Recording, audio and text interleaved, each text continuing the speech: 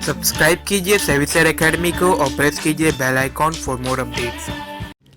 हाँ दोस्तों, मैं आपका ध्यान आकर्षित कर रहा हूँ। आज का ज्ञान वार्तालाप जो वाक्य जो है उस पर आपका विशेष ध्यान हो। वाक्य है, बुरी खबर शेयर बाजार में कुछ ही मिनटों में शेयर की कीमत को बुरी तरह से नीचे लाने के लिए सबसे शक्तिशाली है। Bad news is the most powerful to bring share price down badly in few minutes in stock market. कुछ लोगों का कमेंट में दोस्तों प्रश्न भी था, बात भी था, कैसे, क्यों। तो इसका मैं पहले इस वाक्य को एकदम सरल शब्दों में पहले कर दूं कि बुरी खबर बहुत ही ज़्यादा शक्तिशाली होता है दोस्तों स्टॉक मार्केट में। वो स्टॉक मार्केट से बात विषय से संबंधित हो या किसी पर्टिकुलर स्टॉक से संबंधित हो, यानी किसी भी पर्टिकुलर कंपनी के स्टॉक से संबंधित हो। तो बुरी खबर का जो वजन है मार्केट में वो काफ़ी ज़्यादा वजनदार है, ऐसा मैं कह सकता हूँ। या बुरी खबर मार्केट में, बुरी खबर की लहर भी आ जाती है ना दोस्तों, तो पूरा मार्केट का सेंटीमेंट बिगड़ जाता है, पूरा इन्वेस्टमेंट सेंटीमेंट बिगड़ जाता है और सभी की सभी तरफ से भय का माहौल छा जाता है और उसी भय में बड़ी बिकवाली भी होती है। यानी सबसे बड़ा सेलिंग जब होता है, हैवी सेलिंग, वो मार्केट में बुरी खबर से हुआ है। अब वो अगर मैं इतिहास में जाता हूँ तो इस बात को जस्टिफाई करने के लिए उदाहरण लेना बहुत ज़रूरी है दोस्तों। अगर मैं 1992 की बात करूँ, हर्षद मेहता का जो इस सिक्योरिटी स्कैम्स हुआ था, वो जब खबर पहली बार मार्केट में आया तो जैसे वो खबर इतना नेगेटिव था कि एक ही दिन में, मतलब आपको मैं पहले भी ऑडियो वीडियो में कहीं बताया ही हूँ कि उसी दिन एक ही दिन में 450 से 500 पॉइंट गिर गए थे।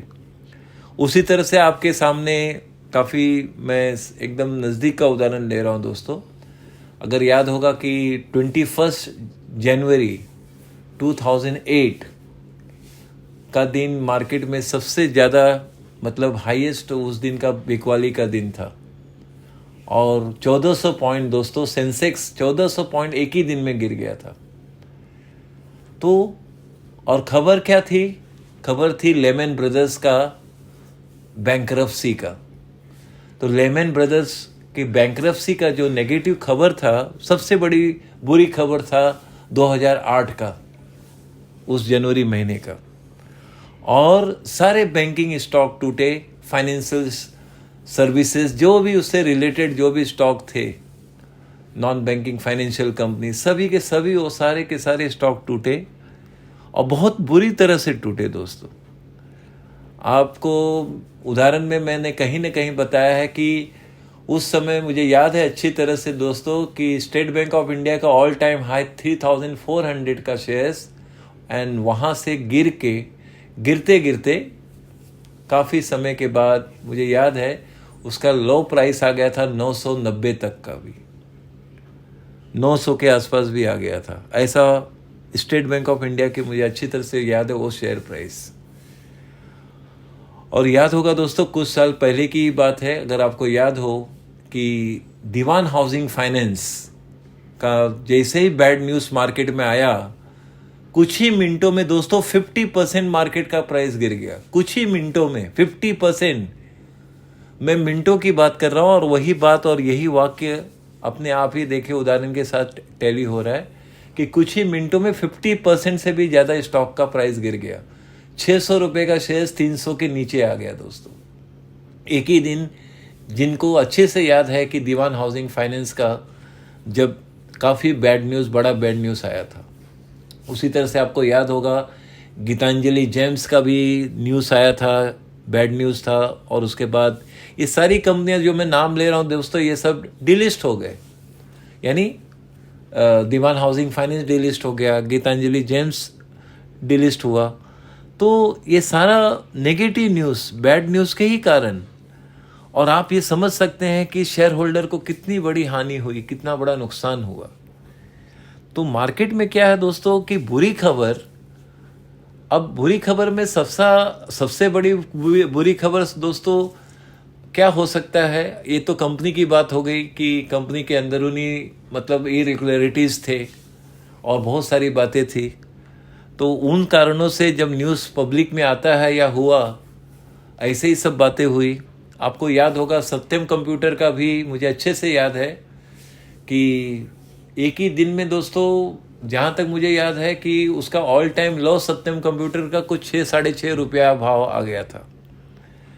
तो बुरी न्यूज़ जब मार्केट में नेगेटिव होता है काफ़ी हद तक, तो उस तरह से प्राइस काफ़ी बैडली नीचे आ ही जाते हैं।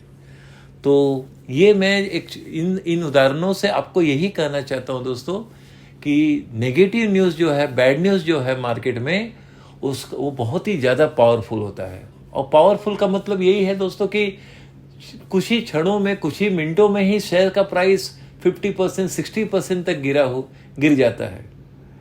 और उसी तरह से दोस्तों बुरी न्यूज़ का मतलब, जैसे बैड न्यूज़ का बात, मार्केट सबसे ज़्यादा सेंसिटिव होता है दोस्तों कोई बुरी न्यूज़, जैसे कोई वॉर का खबर आ जाए।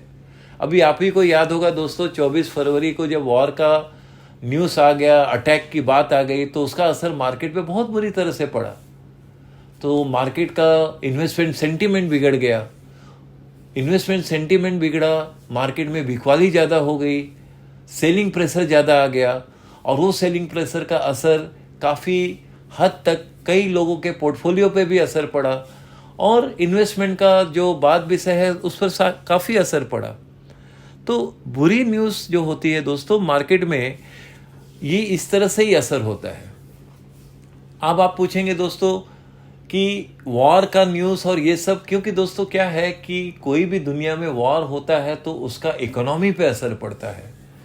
अगर इकोनॉमी पे असर पड़ेगा तो आगे चल के पूरे कंपनी पर असर पड़ेगा, कंपनी पे असर पड़ रहा है तो उसके प्रॉफिट पे असर पड़ेगा, प्रॉफिट पे असर पड़ेगा तो बिजनेस, सब बातें, इसी तरह की बातों को ध्यान में रख के जिनके पास करोड़ों अरबों रुपए का शेयर है वो एक साथ बेचते हैं मार्केट में, जिसके फलस्वरूप मार्केट में बड़ी बिकवाली आ जाती है और शेयर प्राइस काफ़ी हद तक नीचे गिर जाते हैं। ये भी ज्ञान वार्ता में ध्यान में लीजिए दोस्तों कि एक बार वॉर का न्यूज़ या वॉर शुरू हो जाए या कहीं भी कोई देश, और काफ़ी जटिलता उसमें और बढ़ जाती है, तो समस्या शेयर मार्केट में और भी बढ़ जाती है, सेलिंग प्रेशर का। लेकिन इसके अलावा ये भी आप ज्ञान में बातों को ले लीजिए दोस्तों कि अगर बाढ़ आ जाए, भूकंप आ जाए, सुनामी आ जाए, इससे शेयर मार्केट पर कोई असर नहीं पड़ता है। हाँ, ये भी आप ध्यान में ले लीजिए, या ये भी बात आपने ज्ञान में इस बात को भी अर्जित कर लीजिए, इनसे कोई असर मार्केट के सेंटीमेंट पे कोई असर नहीं है।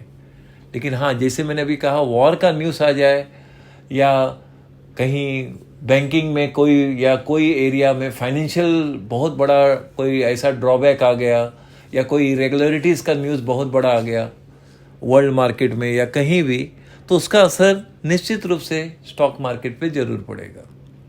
उसी तरह से जो छोटे मोटे न्यूज़ कहीं ना कहीं बिकवाली का विषय जब बन जाता है कि महंगाई दर, ये भी एक बैड न्यूज़ का बात बन जाता है। अगर बहुत ज़्यादा बढ़ जाए, अगर अचानक महंगाई दर का न्यूज़ आप बीच बीच में देखते हैं, आपने भी देखा है या सुना है या न्यूज़ में आते रहते हैं कि कभी महंगाई दर का या कोई फेडरल रिजर्व के इंटरेस्ट, ये सब बातों के न्यूज़ के कारण भी बीच बीच में मार्केट गिरता रहता है।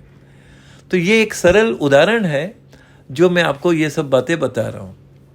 तो ऐसे में फिर हमें क्या करना चाहिए, ये तो मैंने दोस्तों एक ज्ञान वार्तालाप में आपके नॉलेज के लिए बता दिया कि मार्केट किस पॉइंट से मतलब बहुत सी ज़्यादा सेंसिटिव रहता है, संवेदनशील रहता है, और किस बात का असर सबसे ज़्यादा मार्केट में पड़ जाता है, वो बुरी खबर का। अब किसी भी कंपनी में अगर मान लो कंपनी के ऑडिटर लोग, सभी ऑडिटर रिज़ाइन कर दिए, तो एकाएक उस पर्टिकुलर कंपनी पे असर पड़ सकता है, उसके मतलब शेयर प्राइस पे बुरा असर पड़ सकता है, ये सब कारण बन सकता है। आप इस ज्ञान वार्ता में एक चीज़ को जरूर नोट कर लीजिए दोस्तों कि कोई भी कंपनी अगर एक ही दिन में, नोट करिए इस बात को और ध्यान में लीजिए सदैव के लिए, कि कोई भी कंपनी अगर एक ही दिन में 50% या उससे ज़्यादा गिर जाए, तो उस कंपनी का शेयर अगर आपके पास है तो अपने पोर्टफोलियो से उसी दिन ही निकाल देना चाहिए। अगर वो एक ही दिन में, अगर उस पर्टिकुलर स्टॉक का प्राइस एक ही दिन में 50% या उससे ज़्यादा गिर जाए, तो उसी दिन आप अपने पोर्टफोलियो से उस पर्टिकुलर कंपनी को निकाल देना चाहिए। ये भी एक ज्ञान की बात है जो मैं आपको बता रहा हूँ। और हाँ, क्योंकि उसमें बहुत सारे इरेगुलरिटीज़ और प्रॉब्लम हो सकते हैं और बहुत सारी बातें और भी आगे न्यूज़ आ सकता है और नेगेटिव बातें हो सकती हैं। तो ये ज्ञान आपके लिए होना ज़रूरी है, जानना भी ज़रूरी है। तो ये पॉइंट को मैं बताना भी चाहता था दोस्तों, जिससे आप एटलीस्ट इस तरह की बात और नॉलेज को आप ध्यान में रखिए। हाँ, एक बात होता है दोस्तों, कभी कभी ऐसे ऐसे न्यूज़ भी आ जाते हैं, जिससे कि कभी र्यूमर्स जिसको कहते हैं, अफवाहें आ जाती हैं। अफवाहों से भी ज़रा सावधान रहना चाहिए। एक छोटा सा उदाहरण चलते चलते ज़रूर दूंगा।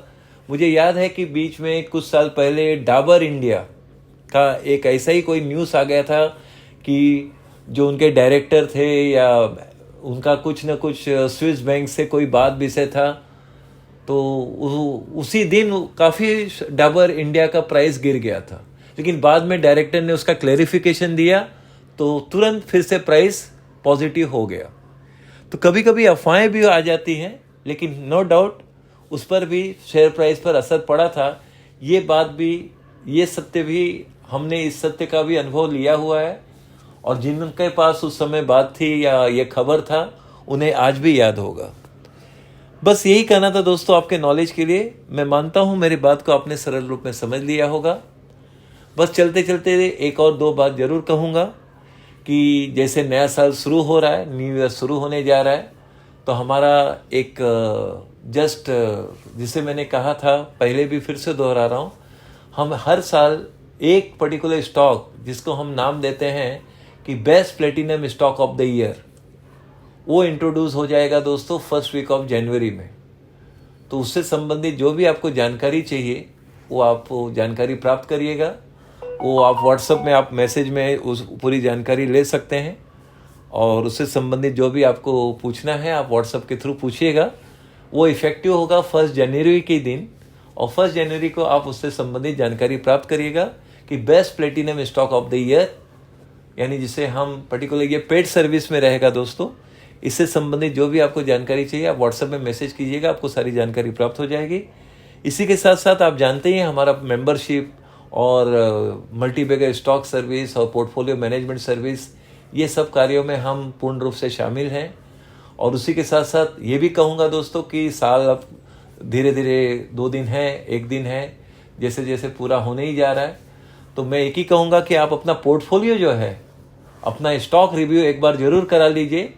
उसके लिए दोस्तों मैं ये भी एक अनाउंसमेंट कर रहा हूँ कि जिस किसी का भी 10 कंपनी से ज़्यादा है, जिस किसी का भी पोर्टफोलियो में 10 कंपनी से ज़्यादा है, तो उसका रिव्यू करने के लिए हम जो भी हमारा फीस है उसमें हम 50% डिस्काउंट देंगे।